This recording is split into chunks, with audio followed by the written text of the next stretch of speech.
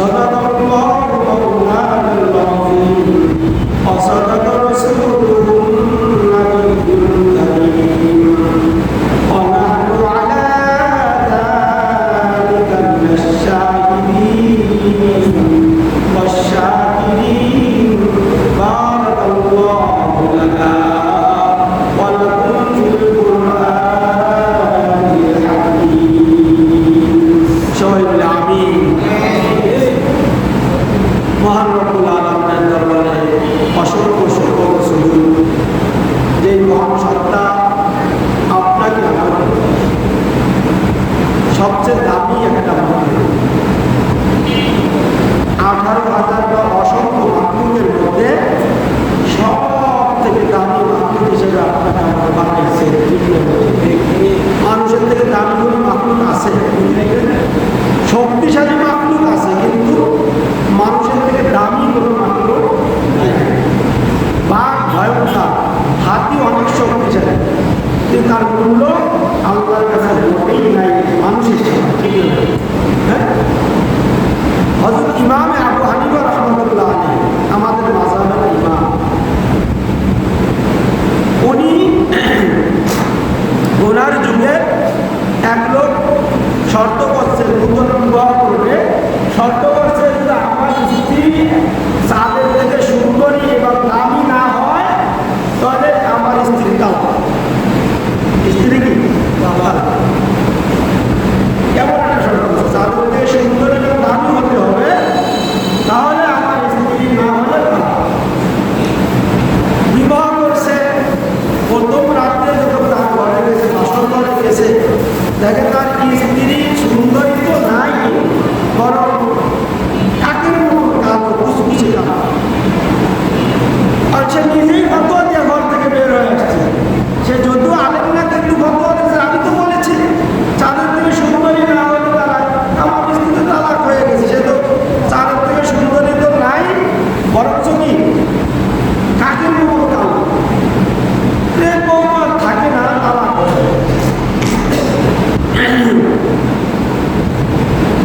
শেষ পর্যন্ত নূতন বিবাহ করে সেইটা তো তালাক হয়ে যাবে। একটা মান সম্মানেরও তো ব্যাপার, উভয় বর্গের মান সম্মানের তো ব্যাপার, ঠিক না? এখন বউ রাখার জন্য ওই যুগের আলেমদের কাছে ফতোয়া জিজ্ঞেস করছে। সবাই বলেছে যে তোমার স্ত্রী তো কালো, তোমার কথা অনুযায়ী তো হয় নাই, কাজেই তোমার স্ত্রী তালাক হয়ে গেছে, তোমার স্ত্রী নাই। একটা পেরেশানি, দুশ্চিন্তা। ইমাম আযম আবু হানিফা রাহমাতুল্লাহ আলাইহির কাছে বলছে, উনি বলছে তোমার স্ত্রী তালাক হয় নাই, তোমার স্ত্রীকে নিয়ে কোনো সংসার করতে হবে। তখন ওই যুগের আলেমরা চ্যালেঞ্জ ছুড়ে দিয়েছে যে আবু হানিফা কিভাবে বলবে এখন? সে তো বলেছে তার স্ত্রী চাঁদের মতন সুন্দরী হতে হবে, তারপরে কি হতে হবে, দামি হতে হবে, তা তো হয় নাই। কিভাবে সে তালাক হতে পারে? স্ত্রীরা থাকতে হবে। তার অনেকের সাথে বাহাস করবে, তারা ওই যুগের মানুষের বাহাস করবে। বাহাস করার জন্য তারা দিনক্ষণ নির্ধারণ করে উপস্থিত হল। উপস্থিত হওয়ার পর মাগরিবের নামাজের টাইম হয়েছে। ইমাম আযম আবু হানিফা রাহমাতুল্লাহ আলাইহি বলেছেন, ভাই বাহাস তো করবেন, নামাজের ঘরে বসি। ঠিক আছে, নামাজের টাইম হচ্ছে, আমাদের পরেই ইমাম আবু হানিফা রাহমাতুল্লাহ আলাইহি বলছে, ভাই আপনাদের কাছে অনুরোধ, আজকে মাগরিবের ইমামতি আমি করব, আপনারা যদি অনুমতি দেন। ওই যুগের বড় বড় আলেমরা বলছে, ঠিক আছে আপনি ইমাম করবেন। আল্লাহ আল্লাহ ইমাম আবু হানিফা রাহমাতুল্লাহ আলাইহি, আল্লাহু আকবার। নামাজে দণ্ডায়মান হয়ে প্রথম রাকাতে সূরা ফাতিহার পরে বলতেছে, ওয়াত্তিন ওয়াযাইতুন ওয়াতুর সিনিন ওয়াহাদাল বালাদিল আমিন। এরপরে আয়াতে বলছে, লাকাদ খালাকনাল ইনসানা ফি আহসানি তাকওয়িম। আল্লাহ রাব্বুল আলামিন সূরা 3 এর আয়াতে ঘোষণা করতেছেন, লাকাদ খালাকনাল ইনসানা ফি আহসানি তাকওয়িম। আমি পৃথিবীর মধ্যে, জগতের মধ্যে যত মাখলুক সৃষ্টি করছি, এই মাখলুকের মধ্যে নূরের তৈরি ফেরেশতারাও রয়েছে, আগুনের তৈরি জিন্নাতরাও রয়েছে। আল্লাহ ঘোষণা করলেন, আমি যত মাখলুক সৃষ্টি করেছি তার মধ্যে মানব জাতিকে সর্বোত্তম সাজে, সর্বোত্তম, শুধু উত্তম না, আহসান, এটা আপনি যারা বোঝে তারা বুঝবে। তাফসীর মানে শুধু সুন্দর না, মানুষকে আমি সব মাখলুকের থেকে সর্বশ্রেষ্ঠ করে, সর্বসুন্দর করে, সর্বোত্তম, আহসান, সুন্দর, সুন্দরের যত শ্রেষ্ঠতা আছে সব দামি মাত্র মানুষকে বানাচ্ছে। এভাবে হয়ে গেল। নামাজের শেষে সুন্নাতের পরে ওলামারা আস্তে আস্তে মুসাফা করে বিদায় করে কোনো বাহাস চাষ না। আপনার আমাদের বলছে আপনার প্রশ্নের আমাদের প্রশ্নের জবাব নামাজের মধ্যে আমরা পেয়ে গেছি, আমাদের বাহাসের দরকার নেই। এই স্ত্রী তালাক হয়, এই স্ত্রী কি হয় নাই? আল্লাহই বলতেছে চার কোনো সাধারণ মানুষ বলছে নূরের তৈরি ফেরেশতারাও তাদের থেকেও মানুষকে আল্লাহ তারা সবচেয়ে দামি সুন্দর করে রাখছে। আল্লাহু আকবার। যেটা বলতেছিলাম, মহান রব্বুল আলামিন সমস্ত মাখলুকের মধ্য থেকে আমাদেরকে এই মানব জাতিকে সর্বশ্রেষ্ঠ মাখলুক হিসেবে আল্লাহ তাআলা সৃষ্টি করেছেন, সর্বশ্রেষ্ঠ মাখলুকের আসন আমাদেরকে দান করেছেন। এই জন্য আমরা শুকরিয়া আদায় বলি আলহামদুলিল্লাহ। শুধু তাই নয়, সর্বশ্রেষ্ঠ মাখলুক বানানোর পরে সর্বশ্রেষ্ঠ ব্যক্তি, যার মর্যাদা, যার দাম আল্লাহর আরশের থেকেও বেশি। আল্লাহ যে সিংহাসনে বসে, কুদরতি সিংহাসন, আমাদের মতন সিংহাসন নয়। আল্লাহর কুদরতি সিংহাসন আরশে আজিম। এই আরশে আজিমের থেকেও যে নবীর মর্যাদা বেশি।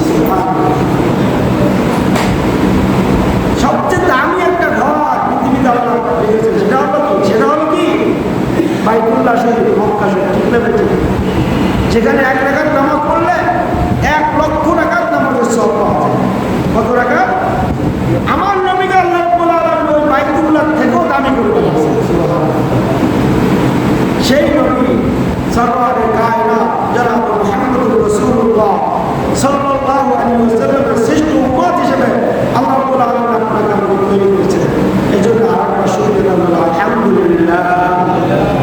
শুধু তাই নয়, এই উম্মতের মধ্যে আবার যারা শ্রেষ্ঠ উম্মতের মধ্যে আবার যারা আল্লাহ তাআলার হুকুম পালনকারী, আল্লাহ তাআলার হুকুম পালন করতে আল্লাহ তাআলা তৌফিক দিয়েছেন, তাদের অন্তর্ভুক্ত আল্লাহ রাব্বুল আলামিন আপনাকে আমাকে করেছেন। ঠিক না? হাজারো মানুষের মধ্য থেকে বেছে বেছে আপনাকে আমাকে তার ঘর মসজিদে নিয়ে এসেছেন ফেরেশতার রহমানির মাধ্যমে। নিশ্চয়ই আল্লাহ রাব্বুল আলামিন আপনাকে আমার তার রহমান, তার দয়ার নজরে দেখছেন। ঠিক না? যাদেরকে আল্লাহর হুকুম মানার তৌফিক দেয় নাই, আসার সুযোগ দেয় নাই, তাদের মধ্যে আল্লাহ তাআলার রহমানের নজর এখনো পড়ে নাই। ঠিক না? এটা অসম্ভব একটা নিয়ামত না আল্লাহর দয়া। এই জন্য আমরা অন্তর থেকে হৃদয় সবটুকু ভালোবাসা উজাড় করে দিয়ে মহামানব শুকরিয়া আদায় বলি আলহামদুলিল্লাহ। আমি আপনাদের সম্মুখে আজকে 2টি আয়াত করেছি, 3টি আয়াত করেছি, এই সম্পর্কে আলোচনা করব। মানুষ আমরা দোয়া করি আল্লাহর কাছে। ঠিক না? বিভিন্ন বিপদ আপদে আমরা আল্লাহর কাছে চাই, তো আমরা পাই না। অনেক সময় পাই, তার বিভিন্ন কারণ আছে। বিভিন্ন কারণ আছে, হাদিসে পাওয়া যায়। তার মধ্যে অন্যতম একটি কারণ হলো আমার খাবার কি হয় না, হালাল হয় না, পরিপূর্ণ হালাল খাবার খেতে পারি না। পরিপূর্ণ এই হালাল খাবার না খাবার কারণে আমার তো আসমান পর্যন্ত যায়। আরো অনেক কারণ আছে, আমি আজকে একটা কারণ নিয়ে আলোচনা করবো। আমাদের খাবার হালাল না, আমাদের পোশাক হালাল না। ঠিক না? অনেক সময় সরকারে হারাম চাইলেও খাই, অনেক সময় হারাম সুন্দর করে খাই, হালাল সুন্দর করে খাই কিন্তু হারাম হয়ে যায়। ঠিক না? এটা একটা অন্যতম মারাত্মক একটা কারণ। আমার মাসলুম হইতেছি, আমি নির্যাতিত হইতেছি, কিন্তু কথা ছিল তো মাসলুমের বদয়া কোনো ফেরেশতার মাধ্যমে যায় না, সরাসরি আল্লাহ তাআলার আরশে ধাক্কা মারে। আল্লাহ রাব্বুল আলামিন মাসলুম যেই হোক তার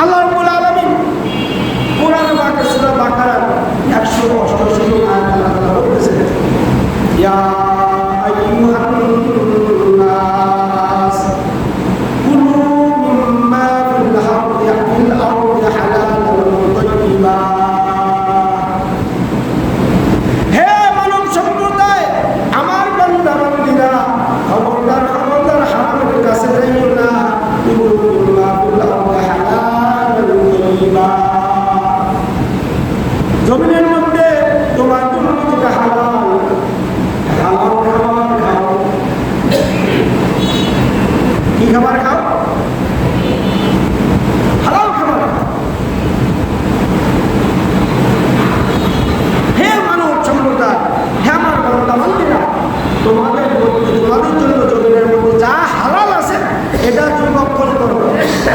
আলা তাত্তাবিউ খুতুওয়াতিশ শাইতান, খবরদার তোমরা শয়তানের পদঙ্ক অনুসরণ করিও না। ইন্নাহু লাকুম আদুউম মুবিন, কারণ শয়তান হলো তোমার প্রকাশ্য শত্রু। শয়তান শত্রু না বন্ধু বলেন, কিন্তু আমরা তো শয়তানের পদঙ্ক অনুসরণ করতেছি। আল্লাহ বলতেছেন তোমরা তোমাদের জন্য যেটা হালাল রিজিক রাখা হয়েছে এটা খাও তুমি বেশি করে। এটার ভিতরে নূর পাবে, এটার ভিতরে ইবাদতের মজা পাবে, এটার ভিতরে আমার সন্তুষ্টি পাবে, আমার খুশনুদি পাবে।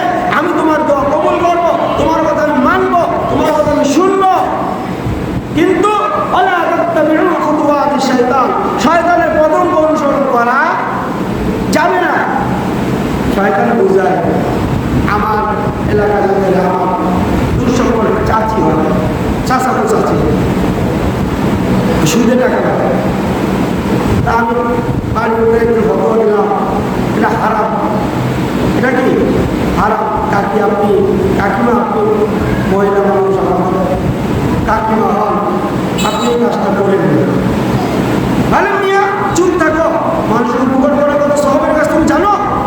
ফতোয়া দিয়ে ওই মাছ আছে কাছে তার মুক্তি নেই, মুক্তি চলে তাই না? তুমি জানো মানুষের উপকার বিপদ উপকার করার কত সবের কাজ? সবের কাজ তো আছে, সেটা আপনি সুদ ছাড়া দেন, খরচা হাসানা দেন, এটা আপনি অবশ্যই জান্নাতে যাওয়ার একটা মাধ্যম হয়ে যাবে। হয় এইভাবে দিলে তো আমার ব্যবসা হবে। শয়তানে বুঝায়, শয়তানে বুঝাইলে তুই উপকার কর, তুই উপকার করে তোর একটু লাভ হচ্ছে হোক। শয়তানে বুঝাইলে আল্লাহ বললেন ওয়ালা তাত্তাবিউ খুতুওয়াতিশ শাইতান, শয়তানে এমন বুঝো কিন্তু তুমি করিও না। আমি আল্লাহ বলতেছি, কেন করবো না?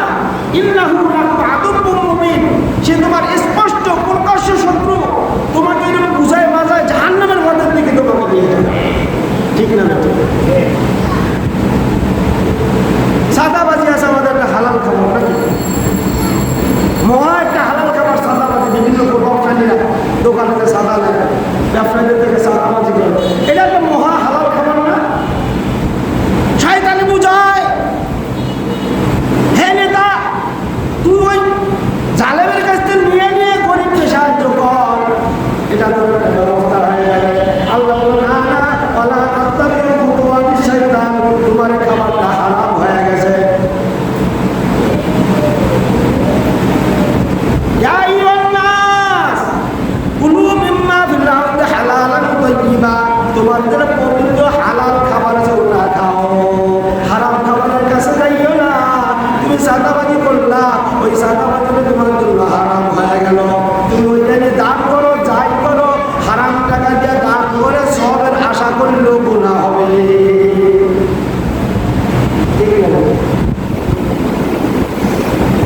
হুজুর আমরা সেবা করি, পুলিশ আছে না দাঁড়া দাঁড়া সেবা করে, পিছনের হাত দিয়ে আমার টাকাও নেয়, ওইটা আমার বকশিশ দিয়েছে। কি দিয়েছে? শয়তান বুঝাইল, ও পুলিশ ও অফিসার, তোরে উপকার করতেছিস জনগণের, তোরে একটু বকশিশ দিলে ঘুষ করার দরকার নেই, এটা বকশিশ। শয়তান বুঝাইল, আল্লাহ বলল না না ওয়ালা তাত্তাবিউ খুতুওয়াতিশ শাইতান ইন্নাহু লাকুম আদুউম মুবিন। ও আমার বান্দারে, আমার বান্দারে, খবরদার খবরদার, শয়তানের পদঙ্ক অনুসরণ করবি না, কারণ শয়তান হলো তোর প্রকাশ্য দুশমন, স্পষ্ট দুশমন। তোকে আস্তে আস্তে হারামের দিকে নিয়ে যাবে, হারাম খাওয়াইয়া ধরে জাহান্নামের পথের দিকে নিয়ে যাবে। সূরাতুল বাকারা 110 আজ খুলে থাকেন। সূরা মাইদা 87 ও 88 নং আয়াতে আল্লাহ তাআলা আরেকটা ফরমাইশ করতেছেন, ইয়া আইয়ুহাল্লাযীনা আমানু। এবার ওখানে নাস করে সম্বোধন করছে, এখানে বলছে ইমানদার বলে।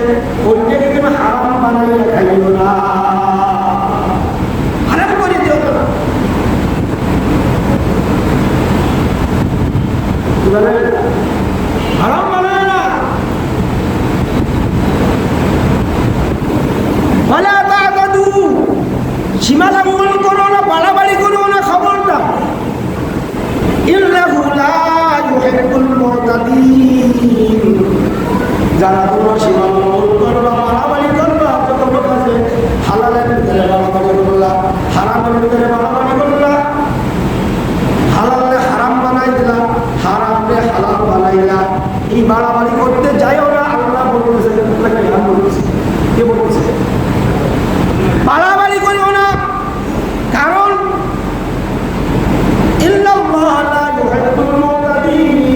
আমি আল্লাহ তোমাদের কোনো বাড়াবাড়ি আমি আল্লাহ পছন্দ করি না। আমরা যেটা পছন্দ করে না আমার আপনার জন্য পছন্দ করা উচিত। হালালটা হারাম বানায় খাবো, হারামটা হালাল বানায় খাবো, ফতোয়া দিয়ে বকশিশ বানায় খাবো। হ্যাঁ, এই বাড়াবাড়িটা পছন্দ করে তুই আমার আপনার পছন্দ করা ঠিক হবে? আপনার আমার পছন্দ বানায় খাওয়া ঠিক হবে? হ্যাঁ, আল্লাহর পরের আয়াতে বলে দিচ্ছেন না আল্লাহ তাহলে বাড়াবাড়ি করবো না, হারামে হালালটা হারাম করবো, কেমনি খাবো? আল্লাহ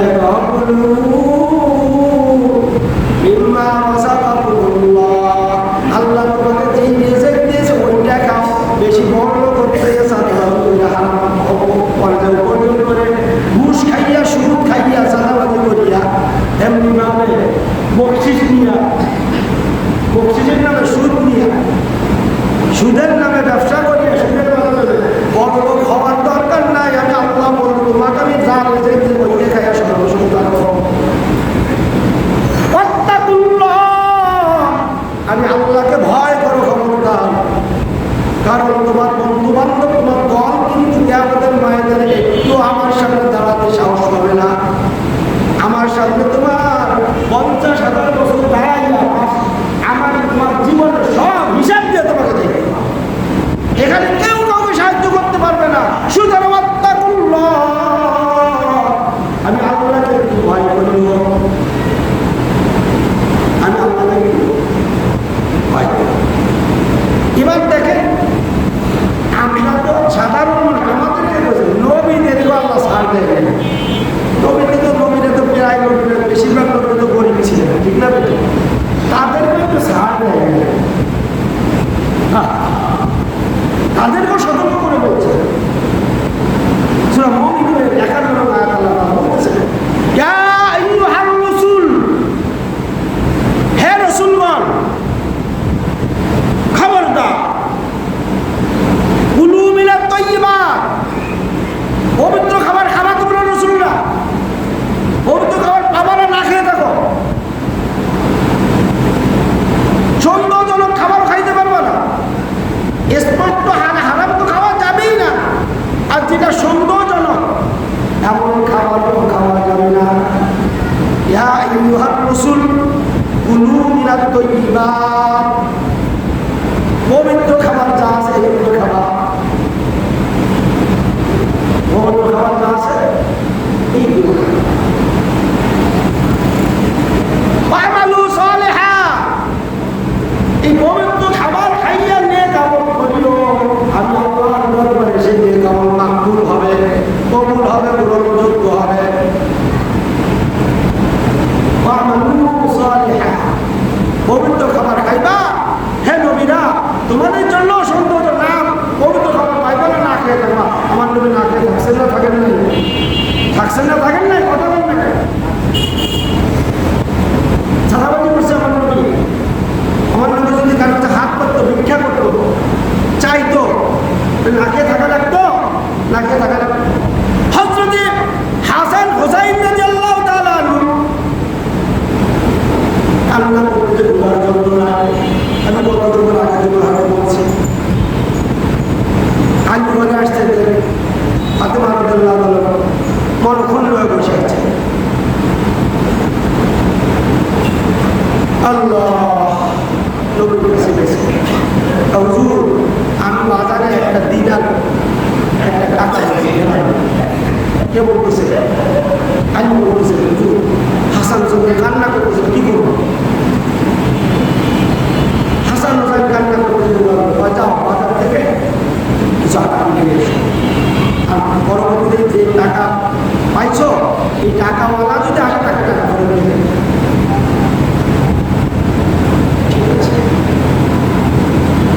এবার গোষ্ঠের দোকানে পাঠাইলেন নবীজি, ওনার কাছে টাকাটা রাখিয়া বলবো নবীজি পাঠাইছে, এই টাকাটা কিছু গোষ্ঠ রান্না হয়েছে,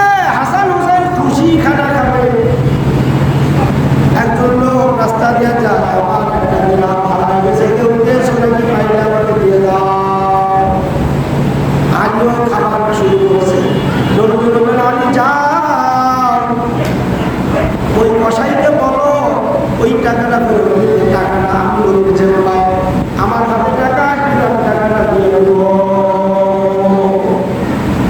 ইয়া আইয়ুহার রাসূল কুলু মিনাত তাইয়্যিবাত, হে রাসূলরা খবরদার হালাল খাবার পাইবা খাইবা, না পাইলে না খেয়ে থাকবা। তোমার হারামের কাছে যাইবা না, সুন্দর খাবারের কাছে যাইবা না। ঠিক না? আমরা তো অনেকে আছি যাদের অভ্যাস ভালো, মসজিদে আসলে দামি দামি জুতোগুলো 1 নম্বরে হালাল করে ফেলি, ঠিক না? এটা 1 নম্বরে হালাল করে ফেলি না, চুরি করে নিয়ে যাইতে যাই। আমার মসজিদের মাইক চুরি করে বেড়ায় লেগে চলে যা হুজুর, যদি সচ্ছলতা আসে কোনোদিন আমি হুজুর দিয়ে দেবো, চিন্তা করে এই মাইকে দিয়ে গেলে তারা মসজিদের জিনিসও হালাল বানায় ফেলে, চিন্তা করে। আসমান আমাদের দোয়া যাবে কিভাবে? বুখারী শরীফ প্রথম খণ্ড 8ম পারা 275 নম্বর পৃষ্ঠা 2005 নং হাদিস। আনবিল মুগিরা ইবনে শুবা রাদিয়াল্লাহু তাআলা আনহু আন নুমান ইবনে বাশীর রাদিয়াল্লাহু তাআলা আনহু قال رسول الله صلى الله عليه وسلم الحلال بين والحرام بين وبينهما أمور مشتبهات। আল্লাহর রাসূল নুমান ইবনে বাশীর রাদিয়াল্লাহু তাআলা বলেন, ও দুনিয়ার মানুষ শুনে রাখো, আমার নবীজি বলে গেছেন, কি বলে গেছেন? আল হালাল বাইয়িন, কোরআন হাদিসে যা পাওয়া যায় হালাল এগুলো স্পষ্ট। আপনার নিজের পর্যন্ত হালাল, নিজের সবকিছু হালাল, তাই না? আল হারাম বাইয়িন, আর হারামটাও স্পষ্ট। সুদ হারাম, ঘুষ হারাম, চাঁদাবাজি হারাম, নাকি মরা গরু খাওয়া হারাম, হারামগুলোও কি স্পষ্ট। আল্লাহ নবী বলেন অবাইনাহুমা উমুরুন মুশতাবিহাতুন, এই হালাল স্পষ্ট হারাম স্পষ্ট, এর মাঝে কিছু খাবার আছে যেটা সর্বজনীন হারাম হইতে পারে, হারাম হইতে পারে। আমার নবী কি বলবেন? আমাদের মুশতাবি সর্বজনীন জিনিস থেকে বেঁচে থাকতে হবে। সন্দেহজনক জিনিস থেকে বেঁচে থাকতে হবে, কারণ সন্দেহজনক তুমি তোমার মনে করে হালাল মনে করে খাইলা, তোমার তো সন্দেহ, তোমার তো স্পষ্ট জানা নাই এটা হালাল না হারাম। হারামটাই হালাল মনে করে খাইয়া ফেললা, তোমার শরীরে হারাম ঢুকে গেল, তোমার ইবাদত কবুল হবে না। হযরত ইব্রাহিম আলাইহিস সালাম নাম শুনছেন না? যুগের শ্রেষ্ঠ বড় বাচ্চা ছিলেন, নামি দামি বাচ্চা ছিলেন, কিন্তু উনি পরবর্তীতে হেদায়েত পাওয়ার কারণে কোনো বুজুর্গের দরবারে উনি দরবেশ হয়ে গেছেন, আল্লাহওয়ালা হয়ে গিয়েছিলেন। উনি ইরাক থেকে মক্কায় আসছেন, তখন তৎকালীন যুগে মক্কায় ঘরের ভিতরে ঢোকার সুযোগ ছিল। উনি সুযোগে মাত্র হাতে পাশে দরজা আটকায় দিতে ইশারা করে লোকজন বের করে।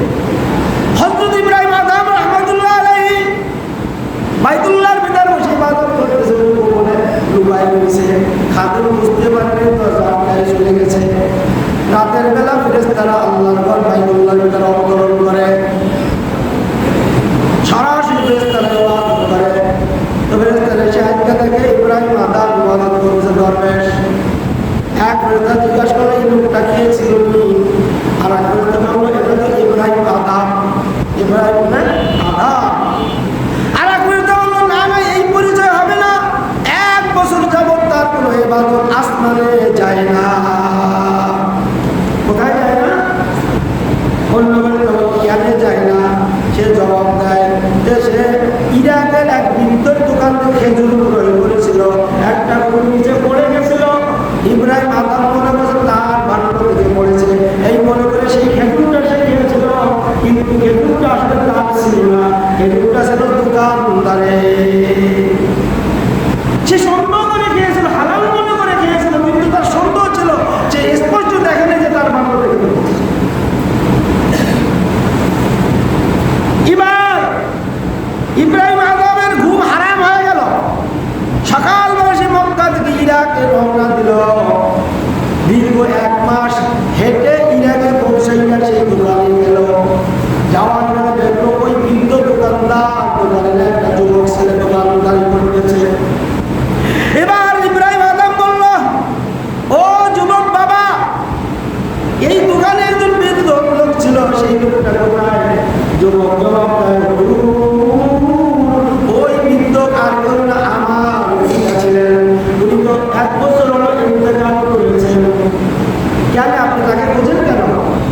এই ঘটনা, একটা খেজুর পড়েছিল, ওই খেজুরটা আমার মনে করে আমি গিয়েছিলাম, কিন্তু আসলে ওই খেজুরটা আমার ছিল না, তোমার বাবার ছিল। ওইটা দাবি ছাড়ার চলে এসেছে। বাবা হুজুর, আমার বাবা মরে যাওয়ার পরে আমাদের সম্পত্তি সব ভাগ বাটোয়ারা হয়ে গেছে। আমার 5 ভাই বোন, আমার ভাই 2 জন আছে, 3 জন আছে, 2 জন বোন আছে, বিভিন্ন জায়গায় বিবাহ আছে, তাদের অংশ আমরা সব বুঝিয়ে দিয়েছি। এখন এই খেজুরটার মালিক তো আমি একা না, আমরা 5 ভাই বোন, আমরা এই খেজুরের মালিক। তো আমি যেই অংশের মালিক, ওইটা আমি আপনার মাফ করি। সুবহানাল্লাহ বলবেন না? ইব্রাহিম ঘুরে ঘুরে ঘুরে ঘুরে সব ঠিকানা নিয়ে না সবার বাড়ি গিয়ে মাপ নিয়ে আসছে। কি নিয়ে আসছে? এর ফলে আবার সেই বাইতুল্লাহ ইবাদত করছে।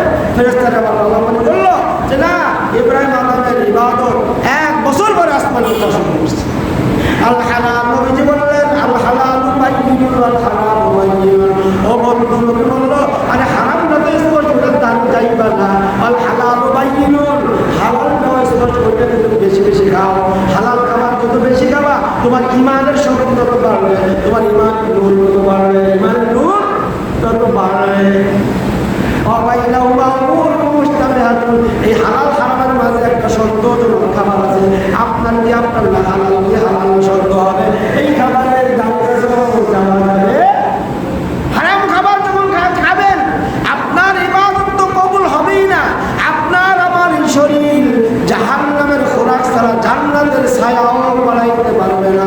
ভাই, হাদিস শরীফের মধ্যে এক হাদিস এসেছে, হযরত আবু বকর রাদিয়াল্লাহু তাআলা থেকে বর্ণিত, আবু বকর রাদিয়াল্লাহু তাআলা আনহু قال قال رسول الله صلى الله عليه وسلم। হযরত আবু বকর প্রথম পরিবার, ফার্স্ট পরিবার, নবীজি গানে সব কি কয়, সফরের সাথী ছিলেন, হিজরতের সাথী।